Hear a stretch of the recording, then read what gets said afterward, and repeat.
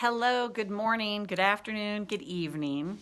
Today is January 31st, unless you're in Australia or New Zealand or that part of the world. But here we're going with January 31st. So that's the final day of reading this. So if I know how to, if you know how to handle your thoughts and emotions, there will be no such thing as anxiety, stress, or tension for you. I'm going to read that one more time.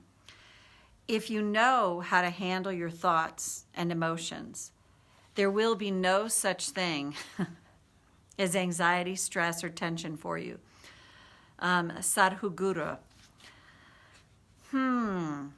Is this possible in this body, having this human experience? If I interrupt the thoughts that disrupt my life and my world, I find relief. It feels like a big promise there will be no such thing as anxiety, stress, or tension for me. I mean, the world I live in is a fast-paced, make-it-happen kind of world.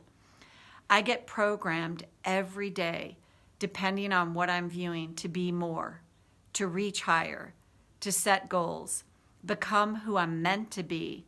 Stick a fork in me, I'm done with this nonsense. And this is nonsense.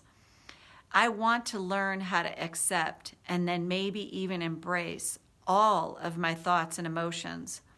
Allow them to do what they're intended to do. Move through me to their completion for this moment. An hour from now, I could be in a stew pot of anxiety, stress, and tension.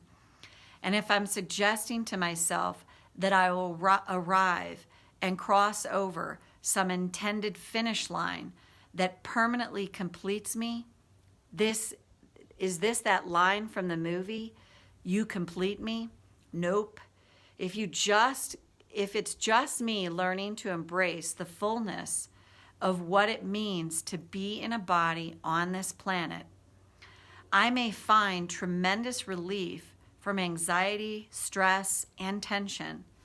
But I can be guaranteed that something in life on this planet will happen again that can trigger these.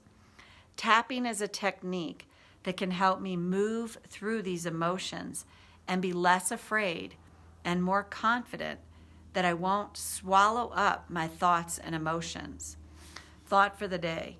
I am a wonderful work in progress. And I mean, what I love about this reading is, even in many spiritual teachings, I follow someone who is in a spiritual group for many years, and she was talking about the whole goal of the group was to basically stop our thoughts and stop any negative thoughts, like to rid the mind of thoughts.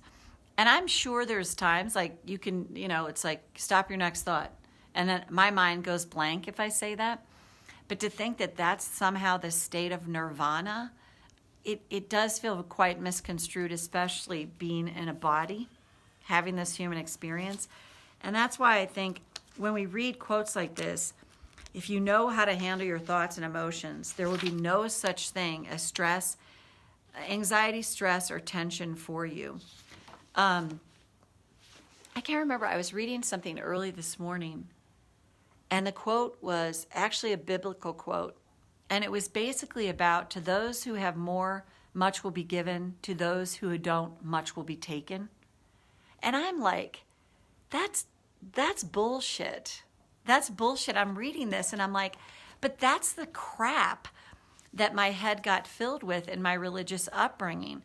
That those have more will get more. Those who have less, it will be taken from them. I'm like, we have a right as a human being to decide, do I want that to be true for me? Do I want to listen to that? Because if you hear that, it can create all kinds of anxiety and stress and go, oh my God, if I have less, then more is going to be taken from me. Oh, the people that have more. And I would tell you for sure in this country, you can see people that have a lot and get more, but they're not doing it in an ethical manner. And and there's many people that have more and it's all ethical. So it runs the gamut. So to me, I'm like, no, I get to decide for myself now what I'm going to choose to listen to and put in my head and what I'm not. And if I get triggered by something that's being said, then I can tap, because the triggering is letting me know that something is activated in me, probably something from a very long time ago. It's also really realistically probably unearthing like a vow in me, and that brings me to this last point that I wanted to share is, as I've been going through and creating these modules for the certification program that I'm doing. I mean, it's a really amazing thing to do, because it's deepening my own practice. And as I go back to study over vows again in that, the original, I'm like, oh man, it's so incredible to really go back and revisit all that, because vows are things that we make typically in childhood, and they become unconscious to us. We don't know it in the moment. Vows are things like, I'll never love again, I'll never make enough money, I'll never be enough, I'll never get hurt like that again, I'll never open my heart to love again.